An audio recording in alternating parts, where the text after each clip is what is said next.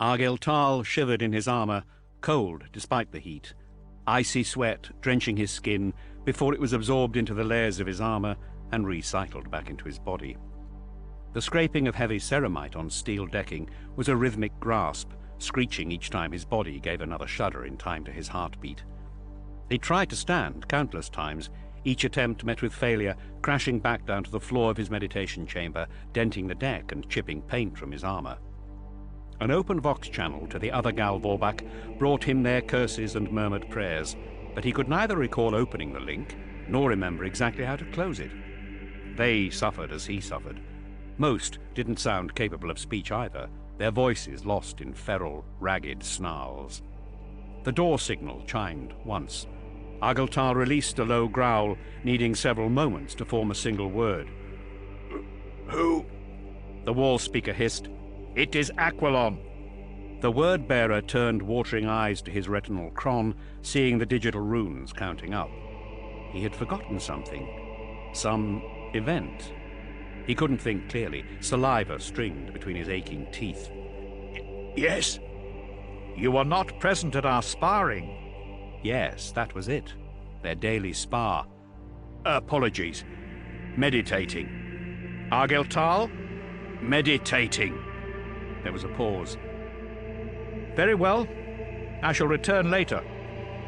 Argel Tal lay on the decking, shivering and whispering mantras in the language at Colchizian's core, freed of its terror and Gothic roots.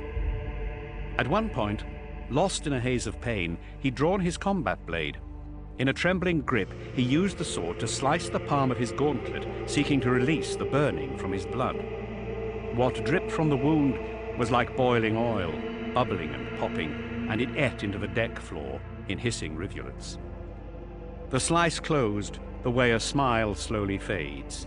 Even the cut in his armor resealed with disgustingly organic scarring.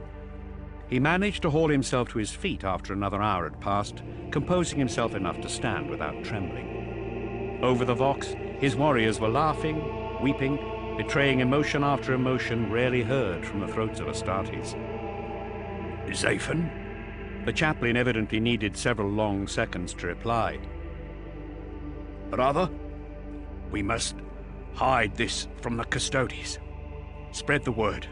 The Gal Vorbak are to be sequestered in meditation, penance, contemplation as we travel to Istvan. We can just kill them. Zaphen barked the words over the Vox network. Kill them now. The time has come. They die. Argel Tal swallowed a gobbet of acid. When the Primarch says they die. Spread the word across the ship. The Gal Vorbak is suffering penance and refuses all outside contact. By your word. In the background, his brothers were screaming and howling. The sound of fists and foreheads crashing against walls transmitted over the vox in dull clangs. He couldn't breathe. He had to get his stifling helmet off. Even the ship's warm, recycled air was better than choking in this ashes and ember reek. Fingers clasped at his collar seals, but each tug jerked his whole head. The helm wouldn't come free. Cold sweat, somehow, had cemented it to his face. Argel Tal moved to the doorway, pressing the activation plate. Once the door was open, the Crimson Lord broke into a staggering, lurching run, moving down the corridors, seeking the one place of refuge his disoriented mind could focus upon. "Enter," she called. The first thing she heard was the servo snarl of armor joints with the booted thunder of Astartes' tread. She opened her mouth to speak, but the smell silenced her. Aggressively strong, the potent chemical iron reek of melting metal with the ashen scent of burning coal. The footsteps were uneven leading into her chamber and ended with a crash of ceramite on metal that shook her bed. In the wake of the crash, the door sealed again. She sat on the edge of her sleeping mattress, staring blindly where she'd heard the Astartes fall. "Cyrene," the warrior spoke. She knew him instantly, despite the strain in his voice. Without a word, she slipped from the bed, feeling for where he'd fallen. Her hands brushed the smooth armor of his shin guard and the tattered oath paper that hung there. With that as her frame of reference, she moved up until she sat by the warrior's shoulders, cradling his heavy helm in her lap. "Your helmet will not come off," she said. This was his face now, this image of slanted eyes and snarling ceramite. He didn't answer. I will summon an apothecary. Need to hide. Lock the door. She did so with a spoken command. What is wrong? There was no concealing her concern or her rising panic. Is this what Zaphon spoke of? The ordained change? So the chaplain had already told her everything. He knew he was foolish to be surprised by that fact. Zaphon had always shared all with the Blessed Lady, using her as yet another instrument in his spread of the new faith among the Legion and the serfs alike. Argel Tal blinked sweat from stinging eyes before he replied. A targeting lock outlined Cyrene's face above him, and he voided it with gritted teeth. Yes, the change. The ordained hour. What will happen? The unease in her voice was an oral nectar. Through a perception he didn't quite understand, Argel Tal felt stronger when he heard the break in her breathing, the way her heart beat faster, the warmth of fear in her voice. Tears fell onto his faceplate, and even this made his muscles bunch with fresh strength. We feed on her sorrow. The thought rose unbidden. Are you dying? She asked through the tears. Yes. His own answer shocked him because he'd not expected it, and yet knew it was true the moment he spoke it. I think I am. What should I do? Please, tell me. He could feel her fingertips stroking along the faceplate of his helm, cool to the touch, soothing some of the pain. It was as if her cold fingers rested directly against his feverish skin. Cyrene, he growled, his voice barely his own. This is the Primarch's plan. I know. You won't die. Lorgar wouldn't allow it.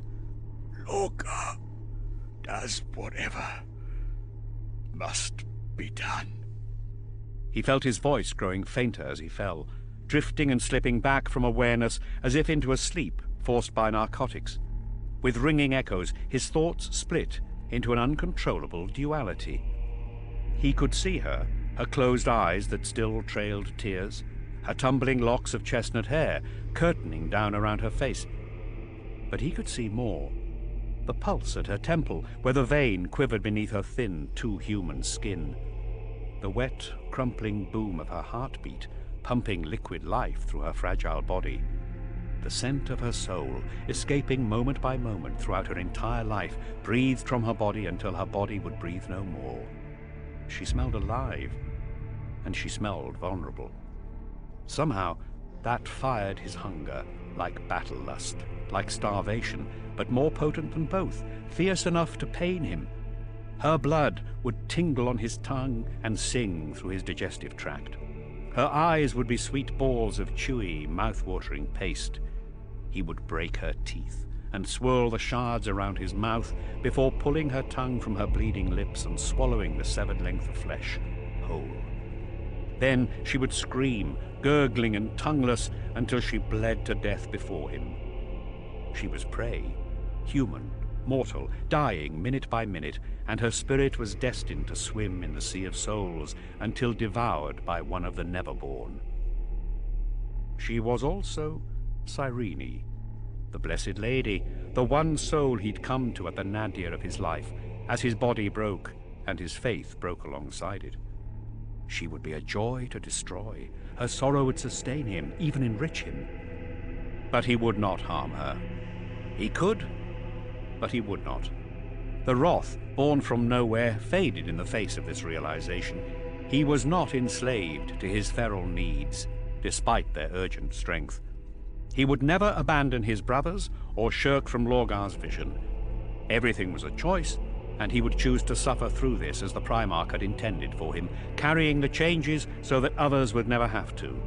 Humanity would live on through the strength of the chosen few. Argel Tal?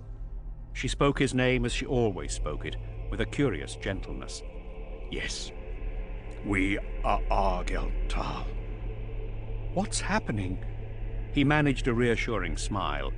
It split the ceramite of his helm, and the faceplate smiled with him. She couldn't see the demonic visage leering up at her. Nothing. Only the change. Watch over me, Cyrene. Hide me from Aquilon. I can control this. I will not harm you. He raised a hand, watching through swimming vision as the edges of everything grew blurry and indistinct. A bladed claw met his stare, a human hand coated in cracked crimson ceramite, the black talons stroking her hair with inhuman care. For a time he simply watched his new claws catch what little light existed in the room's ever-present darkness, the metal of his armor now an epidermis of ceramite, and the claws of his gauntlets now the talons of his own hand. "Your voice is different," she said. His vision focused, the blurs fading, gelling into acuity. The claw was no more than his own gauntleted hand, as human as it had always been. "Do not worry," Argel Tal told her. "One way or another, it will be over soon."